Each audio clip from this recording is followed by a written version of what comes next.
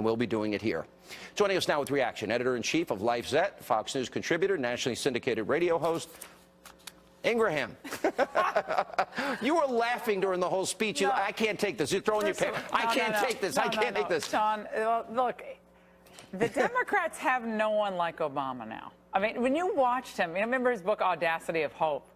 That was the audacity of hope.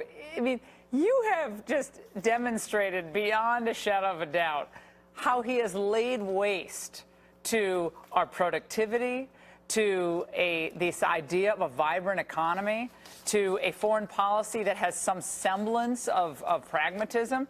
He's laid waste to all of that. We have more racial division in the country than ever before. Yeah, that was another thing. Oh, spent a lot of time on race. Yeah, a huge amount of racial division in the country. The military, every poll shows that the military has a deep amount of distrust for him. Personally, he's very popular. That doesn't surprise me at all.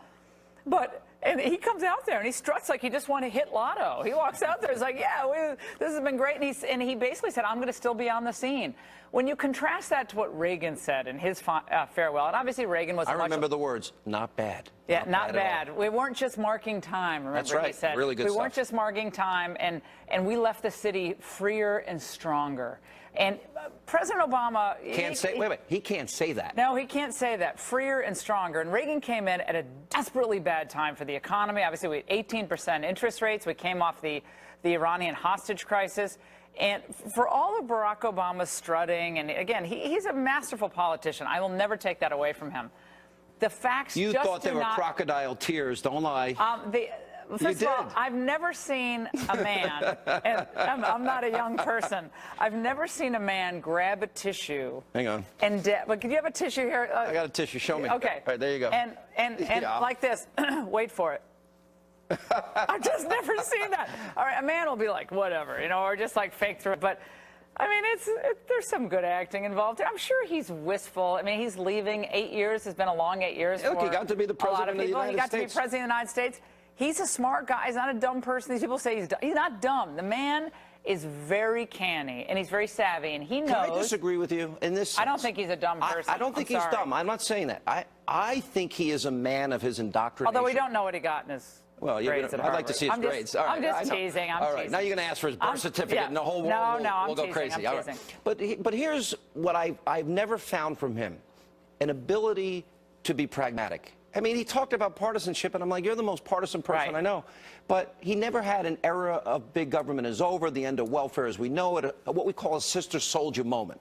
He never breaks from that indoctrination, that Alinsky disciple, Frank Marshall Davis, Reverend Wright, Bill Ayers mentality. He kept on the organizers, though, today. He used the word organizers, man. He's still back in Chicago. He goes back to Chicago. Was Oprah there? Remember last time it was Brangelina? They were crying. Well, they're no more. I mean, a lot of things have changed in 8 years. A lot of things have changed. But look, he is the best that they have. They think Cory Booker is going to be the next Obama. That's why he came out attacking Jeff Sessions today. But he is a once-in-a-lifetime politician for the Democrats. So I'm trying to put myself in the position of a Democrat today. To watch him, first African-American president, articulate in his own way and very bold. I mean, he came out there and gave it all he had for Hillary Clinton. But he didn't leave anything on the field for Hillary. I think he always liked campaigning. I never thought he got into He loved campaigning. He didn't care about the policy as much as the campaigning. If I'm a Democrat, this is what I'm thinking tonight. All right, so they destroyed the party, yes. All right, so they lost the presidency. Since he's been president, 13 Senate seats, 64 House seats, 13 governorships, and 33 state houses.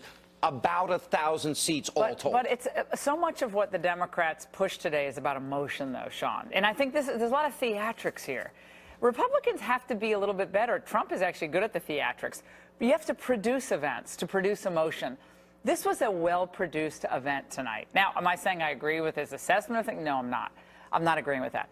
But you produce events from the very beginning at the Invesco Field in Denver when they brought in the columns and it was the seas were going to calm, the clouds were going to part.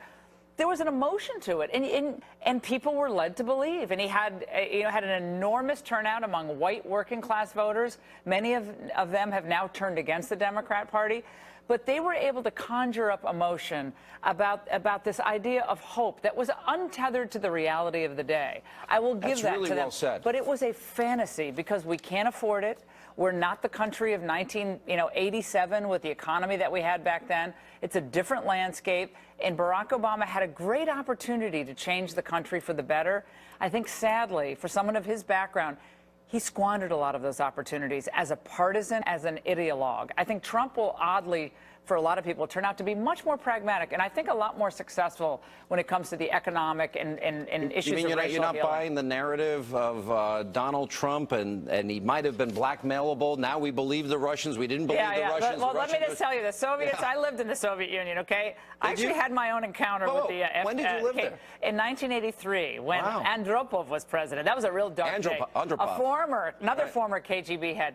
They're always looking for ways to undermine the American system. Of course, none of this surprises me.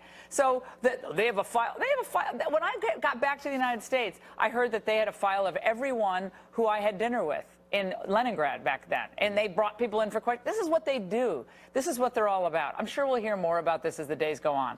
But the bottom line is the country stronger, freer? Is the United States more influential? Are we better off economically than we were in 2008? I think a lot of opportunities maybe you squandered. think I'm mean-spirited. I went through all the economic statistics. I'll have a big fight with Austin Goolsbee. Devastating. Okay, I didn't mention the Russia reset didn't work. I didn't mention that he never fixed cybersecurity in 10 years. WikiLeaks has been around.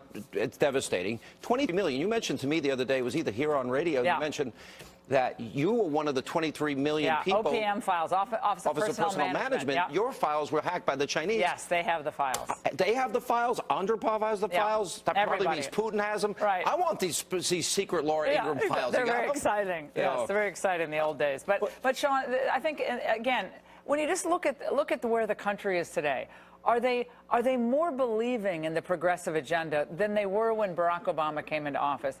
I would submit no. Yes, he won the lost seats say that. The Democrats said, Democrats won the popular vote for sure. So they still have the coasts for the most part. They have the coastal elites. But the middle of the country is disaffected. It's not even an ideological thing. Their policies don't work. Their production of events can be beautiful. But their policies do not work. No matter what he said tonight, the razzle-dazzle of tonight. Do you think this is mean-spirited of me? Thank you. Terribly mean-spirited. I don't see any economic hope out of his agenda. I don't see any statistic. If you break it down demographically, African Americans, Hispanic Americans, home ownership rate, all these things. I don't see one statistic that makes me feel, oh, that was a great 8 years, and we doubled the debt. On foreign policy, I can't name a single place that's better off. And he tried to influence the elections in Israel. And then the only thing I can think of and really give him credit for was gutsy. He gave the okay to get bin Laden. I give him credit for that. But I can't think of anything else, and I'm trying to be fair, intellectually honest. Bin Laden, I think, he had that brief shining moment where he, as a I think, a strong, successful African-American president with a beautiful family, intact family, was an example for a lot of African-American families. We can do anything. We can make it in this country. But sadly, they kind of slid back into the identity politics. So he had a great opportunity. I think an amazing opportunity. Yeah. Cory Booker is another person who has a great opportunity. But it's almost it's a reflexive impulse on the part of Democrats to slide back into the same political correctness, identity politics that has ripped this nation apart at the seams. It's noxious. It's toxic. And it's absolutely, not to be redundant, but poisonous to the national rhetoric. Donald Trump, the only thing that I hear that is worrying conservatives at this time, well, a few things. One, will Republicans in Congress go weak in the knees? Do they have a stiff enough backbone? No. Number two, $1 trillion stimulus, how do we pay for it? People are concerned about that. And why did the Republicans in the House and Senate approve $10 trillion in new debt over 10 years? I thought we're the party that balances budgets and lives within our means. Republicans are always going to get rid of the Department of Education, the Department of Health and Human Services. They're going to reduce government, except when they have both houses of Congress, and then government sadly grows. So they're basically saying we're going to take on as much debt as Obama just took on in 8 years. This is a red flag going up for all the activists and all the folks watching this show right now. Hold everyone in power accountable. Republicans, Democrats, you held Obama accountable.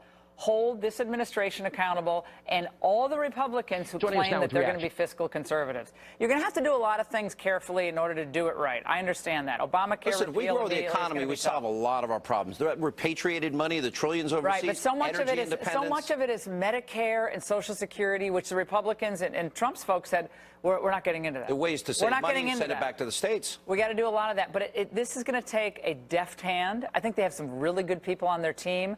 I think you're going to see a lot of surprises coming out of Trump. People are going to be very surprised. They're a little unpredictable, but I think that's not a bad thing. Laura Ingraham, good to see you. Great to see you, Great Sean. to see you in New York. All right. Now, earlier tonight, President Obama, he gave his farewell speech in Chicago, and he focused on race relations. Let's take a look at that.